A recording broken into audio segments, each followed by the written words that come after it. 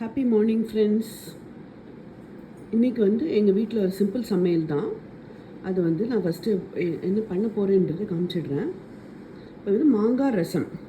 மாங்காய் ரசத்துக்கு நம்ம என்ன பண்ணோம், ஊறின பருப்பு இருக்குல்ல, அது இதில் போட்டுக்கணும்.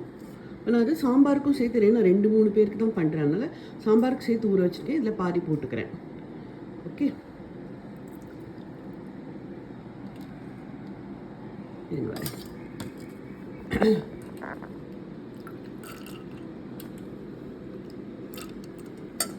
கொஞ்சம் பருப்பு, அப்புறம் மிளகா ஒரு 3, கம்மின்ற 3 சின்ன சின்னதாக தான் போட்டிருக்கேன்.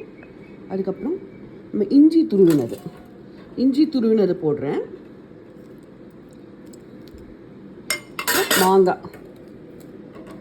மாங்காய் ஃபியூ பீசஸ். இப்போ இதை நம்ம குக்கரில் வேக வைக்க போகிறோம். குக்கரில் வேக வச்சுட்டு தண்ணி விட்டு வேக வச்சுட்டு உப்பு போட்டு வேக வச்சுட்டு அதை குக்கர் 2-3 விசில் வந்ததுக்கப்புறம் எடுத்து மசிச்சுட்டு அதில் மசித்ததுக்கப்புறம் நீங்கள் குக்கரில் வேகும்போது மஞ்சப்பொடி போட்டுக்கலாம். மசித்ததுக்கப்புறம் தனியாக தாளிக்கிறதுக்கு ஒரு இதில் தாளிக்கிற கரண்டியில் நெய் கொஞ்சம் போட்டுக்கலாம். இல்லை உங்களுக்கு நெய் வேண்டாட்டி எண்ணெய் போட்டுக்கலாம்.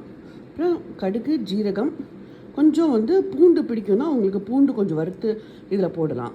பூண்டு, அப்புறம் கொஞ்சம் ரசப்பொடி, அதில் லேசாக அந்த கடியாமல் பார்த்துக்கோங்க, சிம்மில் வச்சு ரசப்பொடியும் தாளிச்சிட்டு அப்புறம் இந்த இதில் இது பண்ணிவிட்டு கொட்டிட்டு நீங்கள் உங்களுக்கு நான் எப்போவுமே சமைக்கும்போது கொஞ்சம் என்ஹான்ஸ் பண்ணுறதுக்காக லைட்டாக வெல்லமோ சர்க்கரையோ போடுவேன், அந்த டேஸ்ட் என்ஹான்ஸ் பண்ணுறதுக்கு. அது உங்களுக்கு பிடிக்கும்னா அது போட்டுக்கோங்க. அதுக்கப்புறம் கொதிக்க வைக்கணும். அவ்வளோதான் மாங்காய் ரசம். நான் மற்ற இது வேறு வீடியோஸில் போடுறேன். மாங்காய் ரசம் பண்ணுற மெத்தட் இது தான். Thank you. Have a nice day.